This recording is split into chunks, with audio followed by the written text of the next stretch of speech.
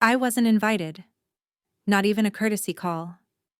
My own family planned a luxury cruise, 10 days across the Caribbean, champagne on ice, matching outfits, the whole curated Instagram dream, and they left me off the list. On purpose. They said it was because I don't vibe with the group, that I always bring stress.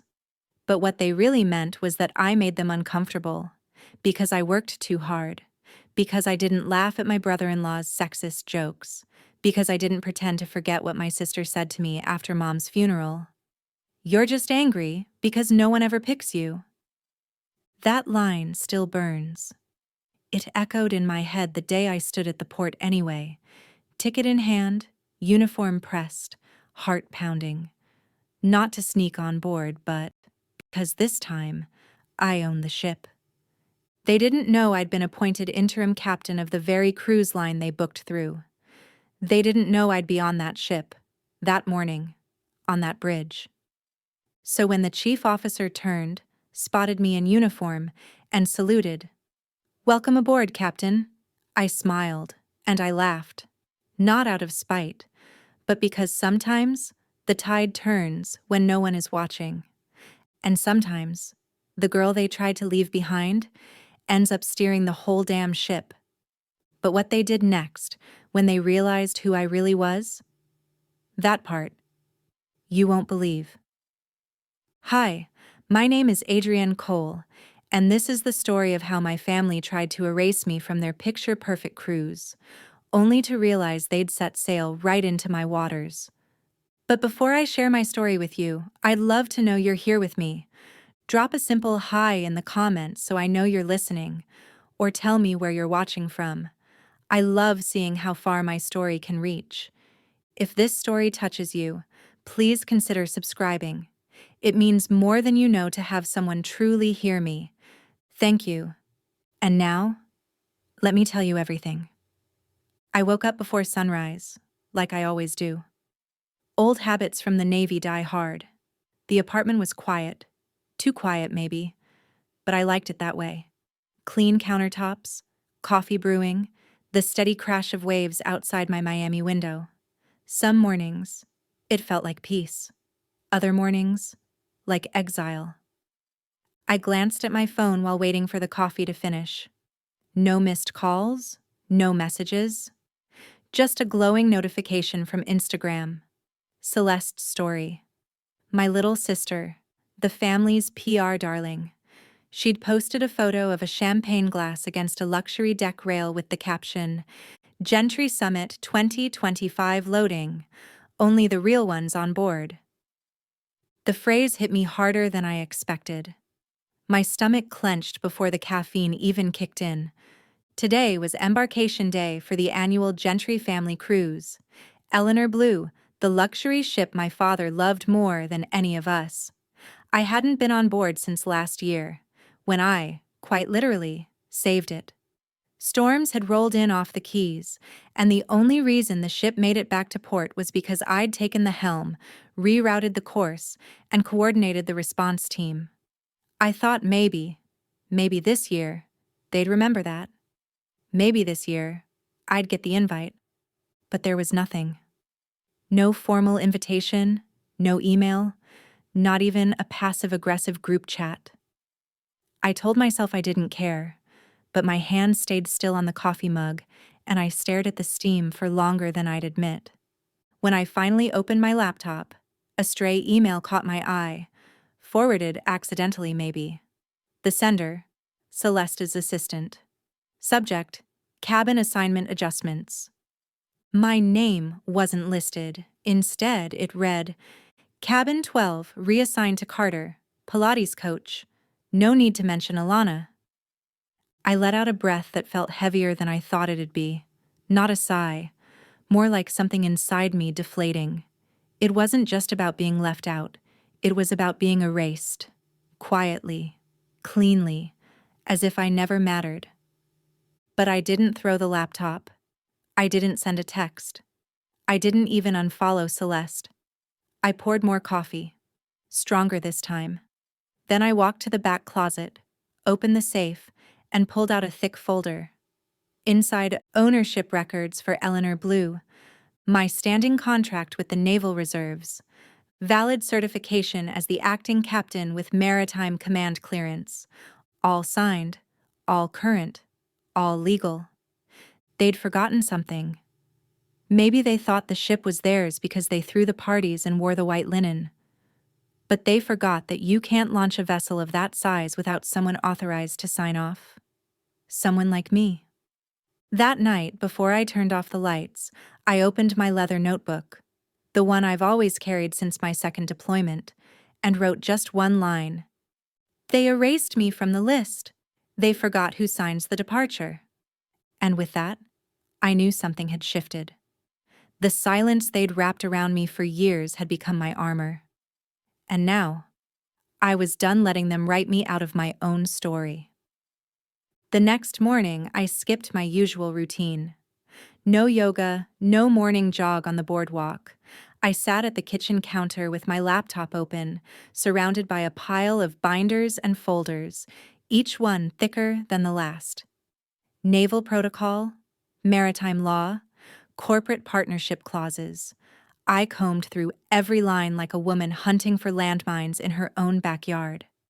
The Eleanor Blue wasn't just a party boat. It was a hybrid vessel, built for both luxury and emergency response simulations. And deep in its operational agreement was the clause I remembered signing. Any voyage utilizing onboard military-grade simulation tech must be cleared by a registered technical captain with active certification. That captain? Me. I triple-checked the clause, printed the latest maintenance records, and pulled the annual licensing agreement with the Naval Reserves. Then, just to be sure, I called the one person who'd always told me the truth, Commander Richard Odell. Alana? His voice still had that gravelly edge, half Boston, half battlefield. I need to know if they can sail without me. If they bypass the drill systems? They can't. He cut in. Not if they're using Eleanor Blue in any capacity tied to the tech protocols. You're still listed as the primary tech authority on file. So, if they take her out? They'll be violating both federal training protocol and maritime code, and it won't be on you, but it will be noticed. I stared at the speakerphone, then slowly closed the file in front of me. They knew. My family, my own blood, knew they couldn't legally sail without me. And yet, they'd gone to great lengths to keep me out of every meeting, every message thread, every pre-launch press run. They were trying to sidestep the regulations by branding this year's cruise as a private celebration, a social event completely detached from military training. But the PR photos said otherwise. Celeste in a white jumpsuit leading a Leadership at Sea seminar for influencers. The ship's training deck dressed up like a floating TED Talk stage. They were still using the Eleanor Blue's prestige, still building their brand on tech I helped install, and pretending I didn't exist. I walked into the bedroom closet and opened the cedar chest at the back. My navy dress uniform had long been retired, but beside it, carefully folded, was the dark navy jacket with silver trim, my Eleanor Blue captain's uniform. I hadn't worn it since my last official voyage 2 years ago. The fabric still held a faint scent of salt and starch. I ironed it slowly, pressing each seam, every stripe on the sleeve.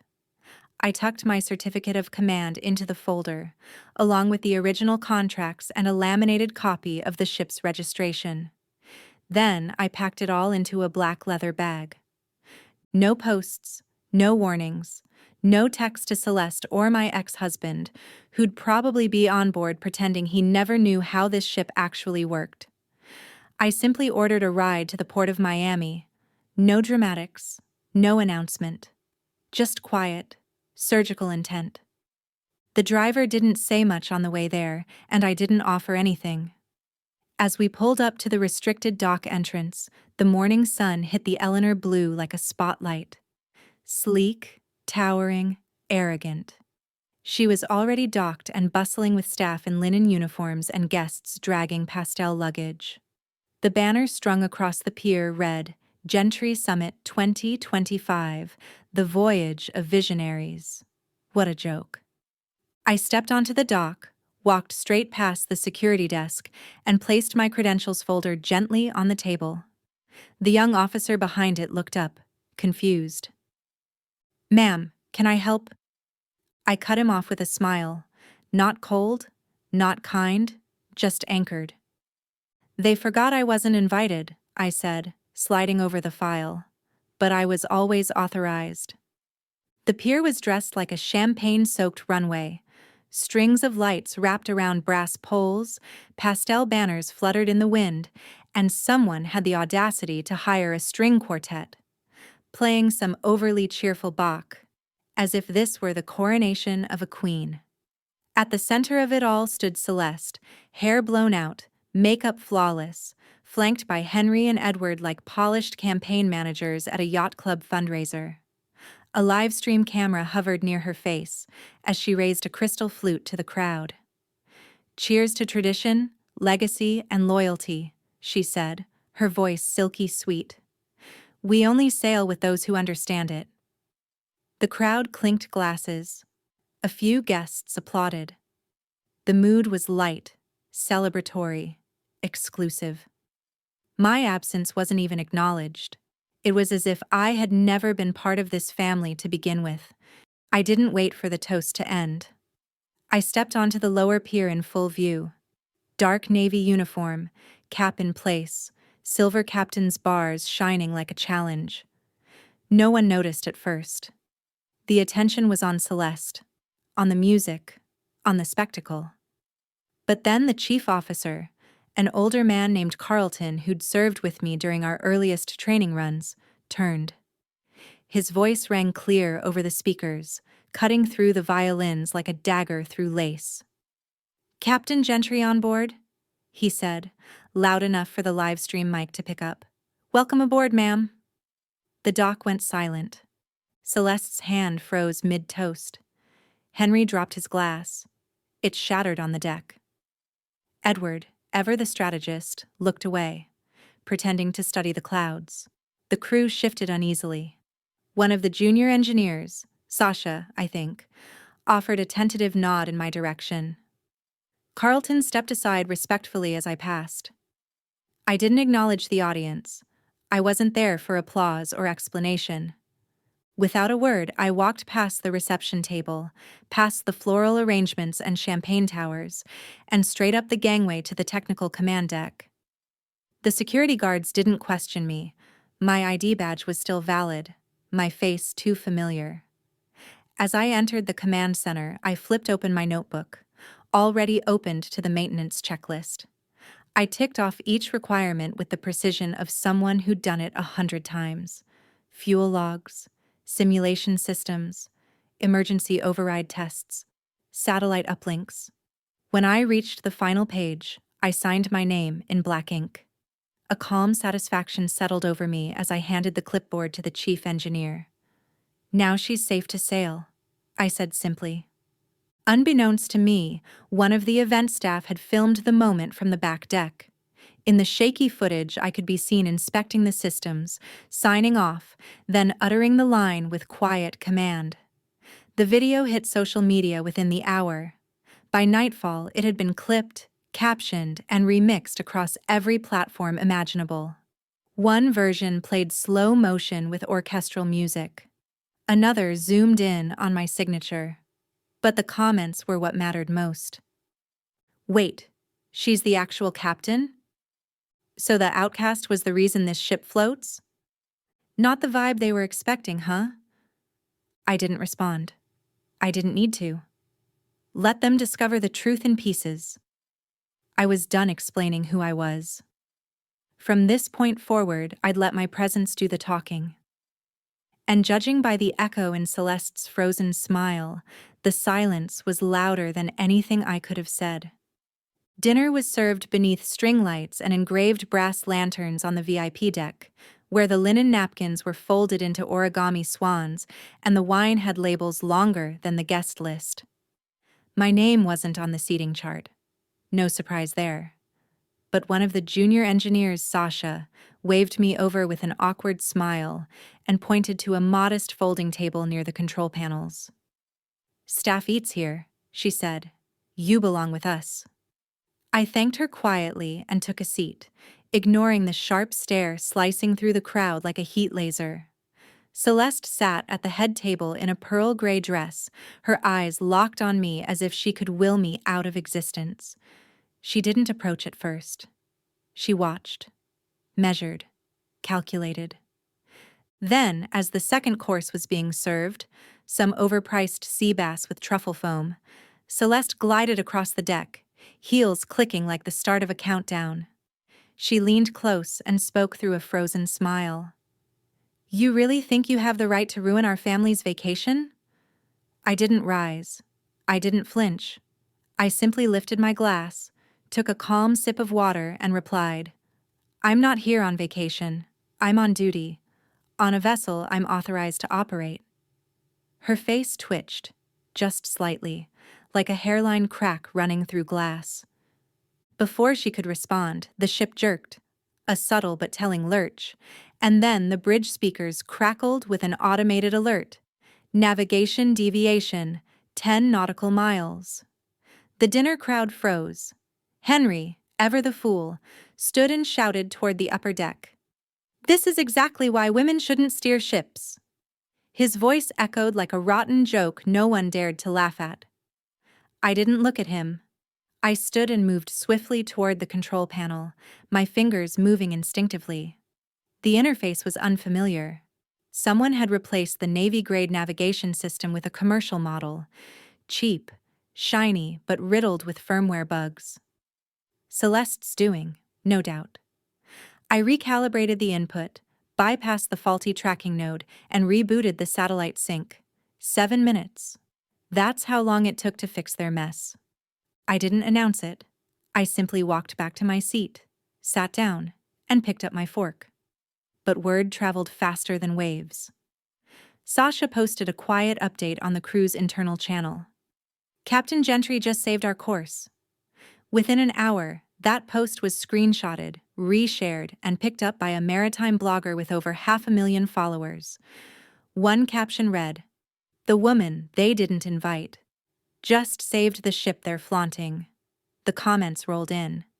"Captain Gentry is the reason that boat still floats." What a power move. Outcast? More like the only competent one on board. Later that evening, as dessert trays rolled out and tension settled like fog, my father appeared on the upper deck, hands folded behind his back. Edward Gentry rarely moved without purpose. He found me near the control console and paused for a beat too long. "You should be sitting at the main table," he said softly, "with the family, where you belong." I looked up at him, then at the crew who had shared their sandwiches, held doors for me, stood silently while I worked. I turned back and said evenly, "I am exactly where I belong." He blinked. No anger, no argument, just realization. And in that moment, something cracked. Not in me, but in the roles they'd tried so hard to assign. The daughter who didn't quite fit, the sister who was too quiet, the officer they never claimed. I wasn't playing their part anymore. I was writing my own, on my ship, in my uniform, with my name, not theirs. The morning after the navigation scare, the ship moved like a quiet thought across the sea, smooth, deliberate, unspoken. Breakfast on the Eleanor Blue was unusually silent. Celeste sat alone, sipping tea, staring into nothing. Edward hid behind the folds of a financial newspaper, the edges trembling ever so slightly. Henry was nowhere to be seen. No raised voices, no accusations. Just an odd, almost sacred stillness, like the hush after a storm you didn't expect to survive. I chose a corner table on the auxiliary deck, far from the linen-draped buffet and hollow pleasantries. My inbox buzzed. One message stood out. Naval Reserve, HQ. The subject line, request for contract extension. I opened it and read the words twice, slowly. Your performance and leadership have been observed. We'd like to discuss extending your contract. My chest didn't swell. It settled. This wasn't about validation. It was about clarity. The attached proposal detailed an idea I'd quietly entertained for years, converting the Eleanor Blue into a mobile maritime training platform for underserved youth, specifically those from coastal towns where opportunity didn't dock often. It was bold, ambitious, and for the first time in decades it felt mine, not borrowed, not inherited, not tolerated. Mine. That piece didn't last long. I was in the lower tech room reviewing tide logs when the door slammed open. Henry stormed in, red-faced, eyes blazing like a man betrayed by gravity itself. He slammed both palms on the metal desk. "You don't get to turn our family legacy into a training ground for strangers," he barked. I didn't flinch. I reached calmly into the drawer and pulled out the signed documents, the legal, binding agreements with the Naval Reserve. I handed them over. "You're welcome to contest it, but I have full legal authority over Eleanor Blue's technical operations, and these signatures make it official." He scanned the papers with trembling hands, looking for a crack that didn't exist. "You planned this," he hissed. I didn't answer. He wasn't asking. By noon, word had traveled beyond the decks. A Marine leadership blog posted a full article. Ex-Navy officer saves crews from navigation crisis, and she wasn't even on the guest list. They'd picked up Sasha's footage, looped my signature into a slow-motion sequence, and tagged it with a headline that made me wince and smile at the same time. The comments were ruthless. Toward them, not me. "Give her the whole damn ship. Captain Gentry's the only reason that boat didn't crash into Cuba. She's the real legacy, not the glass-wearing cocktail crowd." The story spread faster than the invitation I never got. Later that day, I walked the starboard deck alone. The wind had shifted, soft and cool against my collar. I passed Celeste near the observation rail. She didn't speak. Her expression held no malice, no smugness, just silence. The kind that sits on the edge of a thought not yet formed. I didn't slow. I didn't offer a smile. I just kept walking. Back in my quarters, I opened my phone and typed a short message to Richard from the reserve. "Let's talk about the next phase. I'm ready to take the ship in a new direction." Then I hit send. Not because I needed to prove anything, but because I was finally free to choose where I was going. It was late when I returned to my cabin, the kind of late where the world outside the porthole looked like ink spilled across glass.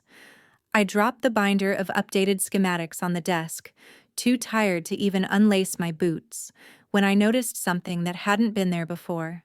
A small, time-worn envelope tucked beneath the corner of the blueprint folder. The paper was yellowed, the edges curled. In delicate looping script, from Mom. "For your eyes only." My breath caught. That handwriting hadn't changed in decades, though I couldn't remember the last time she'd used it for me. My fingers hesitated. Then I broke the seal. The letter inside was handwritten. Shaky lines, some ink smudged as if she'd paused often. It wasn't long, but it landed like a torpedo. "Your father didn't want me to sign the Navy application. He thought it would be a mistake. For Henry's sake. He feared what it would do to him if you ever rose higher. When you came back with honors, he asked Celeste to make sure you never unsettled the family image again." My hands trembled. Not because I didn't already know, but because knowing and seeing it in ink, written by the one woman who had always claimed neutrality, made it inescapable. This wasn't just about rejection. This was about design. I hadn't been pushed out by accident. I'd been exiled because my independence disrupted a carefully choreographed lineage, a hierarchy preserved by silence and obedience, and I refused both. I didn't sleep that night. At sunrise, I went to find her. Margaret was in the tea lounge, alone with her porcelain cup and a silver spoon that she stirred long after her tea had cooled. She didn't look surprised when I sat down. "You got it," she said quietly, eyes still on her cup. I nodded, laying the envelope gently on the table between us. "Why now?" I asked. Her shoulders slumped in a way I hadn't seen since I was a child, like something had been broken in her, or maybe cracked just enough to let the truth escape. "Because I thought silence protected us," she said. "I thought keeping peace was more important than confronting power." I studied her. Not as a mother, but as a woman who made a bargain and lived long enough to regret it. "Your silence," I said, "is why I no longer want a seat at your table." She didn't argue. She just blinked and looked away, the sound of the ship's engine filling the emptiness she left behind. By mid-afternoon, the air shifted again, sharper this time, the kind of tension that moves through a crowd before a thunderstorm. Henry had gotten word about my proposal to convert the Eleanor Blue into a naval training vessel, and as usual, he responded not with inquiry, but with declaration. At the family's midday briefing, a tradition I'd never once been invited to, until now, he stood, voice already elevated.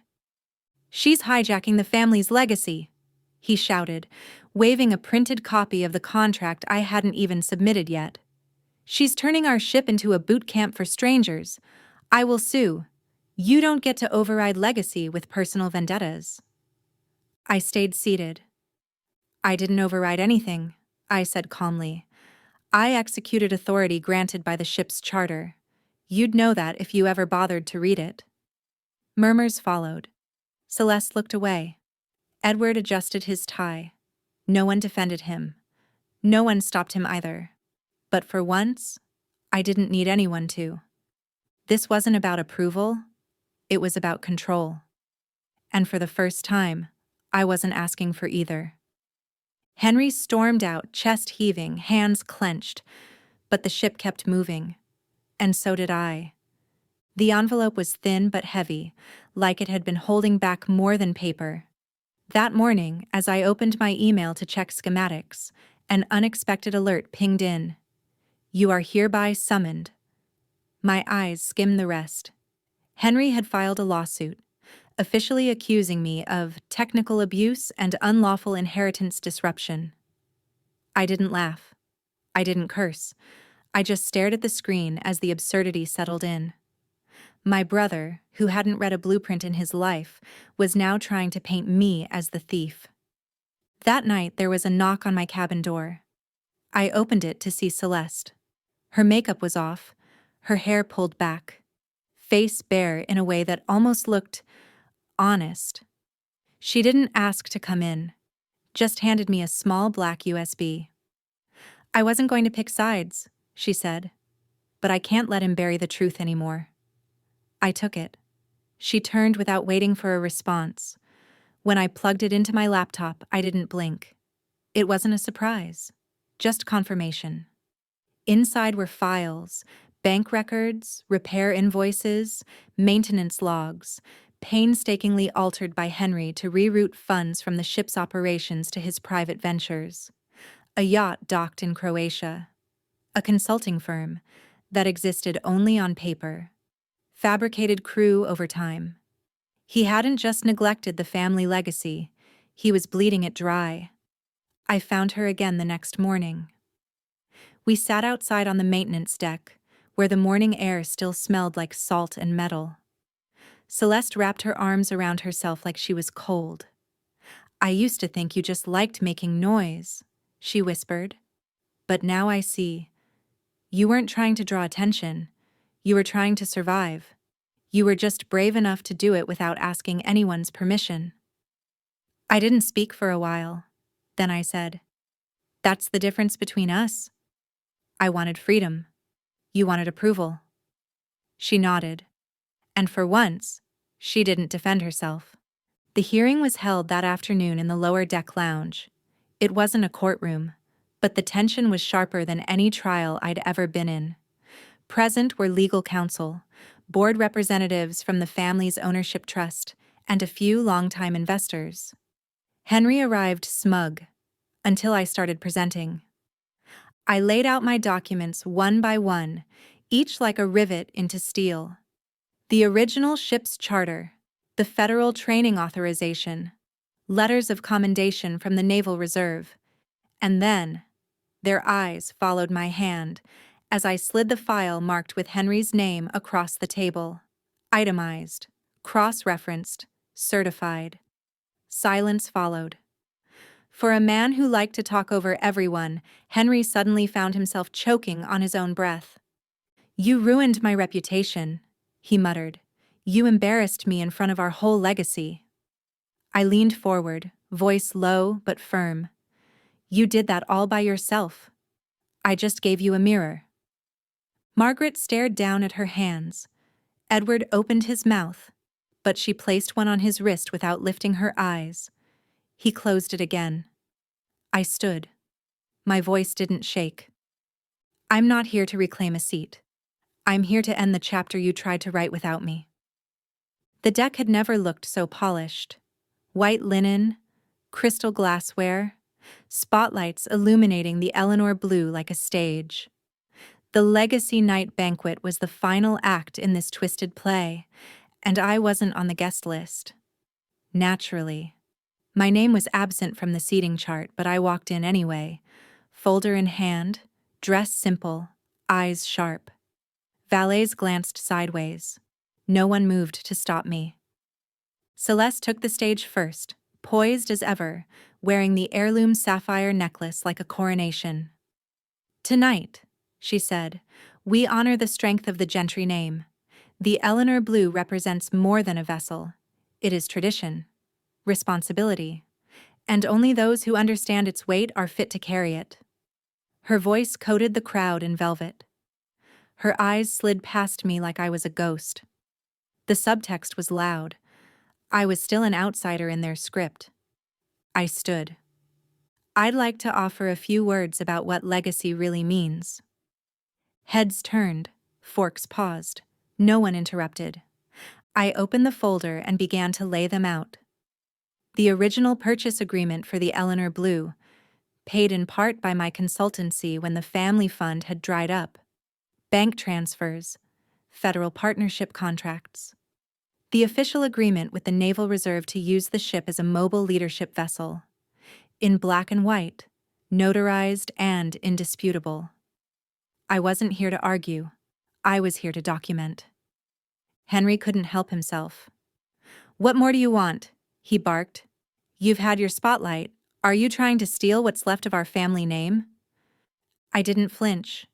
Instead, I pulled out one last paper, the one with his signature authorizing the financial shell game he'd been playing for years. "I'm not stealing anything," I said. "I'm simply refusing to let you build a legacy on my name while pretending I never existed." Silence rippled. Then, Margaret rose. Slowly, her voice cracked. "I used to believe daughters should stay quiet. That silence kept things in place. But I see now. My silence gave rise to men who believed you were lesser." Her eyes found mine. "I'm sorry." Edward shifted. Margaret turned to him, firm now. "Enough, Ed. It's time you listened." And then, a ripple. No, a shift. An uncle cleared his throat. "If Alana's the one keeping the ship running, why have we been treating her like she doesn't belong here?" Murmurs followed. Some nods. A slow, dawning awareness. I didn't stay for dessert. I gathered my documents, tucked them back into the folder, and faced the room one last time. "I didn't come for a seat at your table. I came to end the fiction you've all co-authored about me. If you want the truth, don't ask the loudest voice in the room. Ask the one holding the original documents." Then I walked out. No applause, no fanfare. Just the sound of my heels on the polished deck and the weight of the Eleanor Blue behind me. Finally, mine. Exactly 1 week after the night of that dinner, A letter arrived, handwritten, in soft blue ink, on thick cream stationery. The curves in the handwriting were unmistakable. My mother's. Alana, it read, if you still have even a thread of trust left for me, meet me and Celeste on the Eleanor Blue. No speeches, no meetings, just the three of us. One time. I read it twice, then I packed a small backpack. For the first time in my life, I boarded the Eleanor Blue not as an officer, not as a coordinator or a commander, but as a daughter and a sister.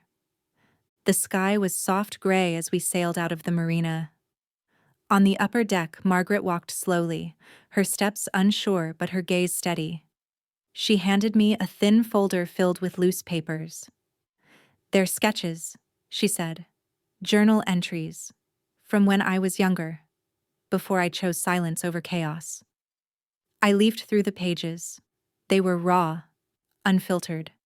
A girl who once wanted to be an artist, who learned to paint over her truth.